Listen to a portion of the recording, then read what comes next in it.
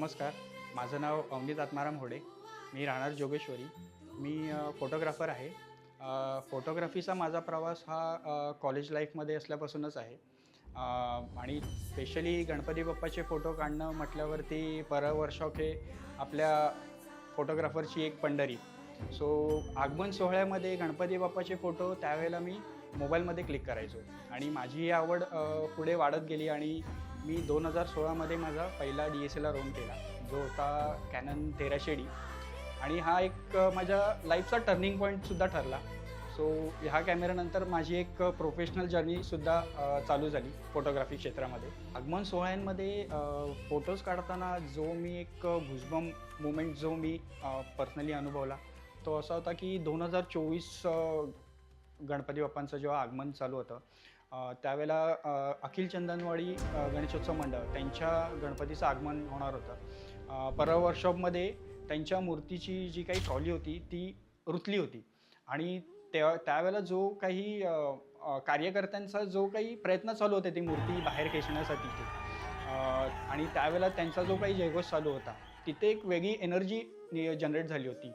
त्या एनर्जीचा पार्ट मी एक होतो आणि बिटवीन हे सर्व करताना जेव्हा ट्रॉली बाहेर आली त्या रुतलेल्या मातीमधून आणि सेम टायमिंग गणपतीची मूर्तीसुद्धा टर्न झाली आणि जो एक आशीर्वादरूपी हात जो दिसला, तो त्या कार्यकर्त्यांच्या प्रयत्नांना एक आधार देणारा हात होता. तो फोटो 2024चा माझा सगळ्यात आवडता फोटो होता.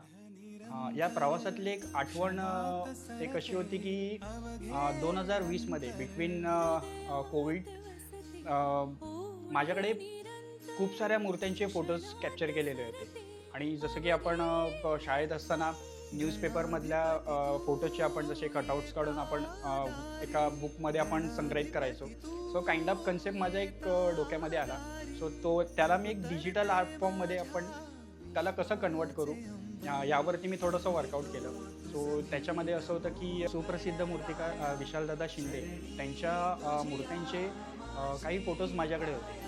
सो ते फोटो मी डिजिटली कट केले आणि त्यांना वेगवेगळ्या बॅकग्राऊंड्सवरती मी प्लेस केले आणि त्याच्यातून एक वेगळी एक इमेज रेडी झाली डिजिटल फॉर्ममध्ये. हे बरेच फोटोज माझे त्यावेळेला सोशली व्हायरलसुद्धा झाले होते आणि या फोटोजमुळे मला सुद्धा एक वेगळी ओळख त्यावेळेला मिळाली होती.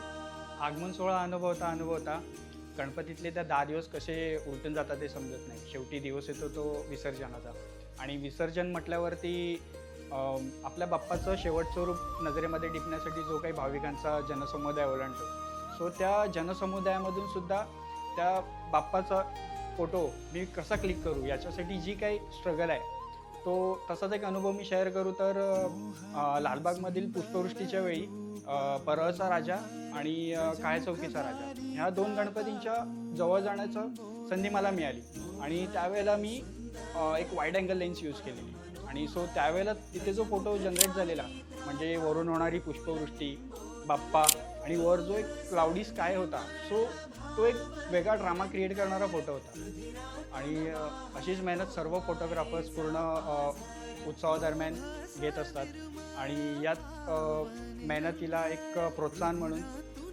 महाराष्ट्राचा गोड गणेशोत्सव या संस्थेमार्फत गेले 2 वर्ष फोटोग्राफी कॉम्पिटिशन आणि प्रदर्शन आपण प्रेझेंट करतो आहे आणि मला फार अभिमान आहे की मी या संस्थेचा एक पार्ट आहे. या प्रवासादरम्यान बऱ्याच गणेशोत्सव मंडळ आणि नवरात्रोत्सव मंडळांसोबत माझा सहभाग वाढला.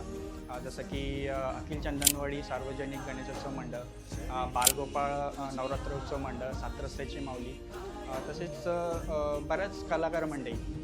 त्यापैकी एक स्वप्नील चौधरी, गणेश म्हात्रे, ज्यांनी आपल्या कलेतून घरगुती गणेशोत्सवाला एक वेगळी ओळख निर्माण करून दिली. सोबतच बरेच फोटोग्राफर्स दीपक धोबी, गौरव कांबळी, अमित कोकाटे, प्रसाद खेडेकर आणि पूर्ण MGG फॅमिली त्यांची मला या प्रवासादरम्यान खूप मोलाची साथ मिळाली. त्यांचे आभार मी कधी प्रत्यक्षात नाही व्यक्त करू शकलो. सो या माध्यमातून मी त्यांचे आभार व्यक्त करतो.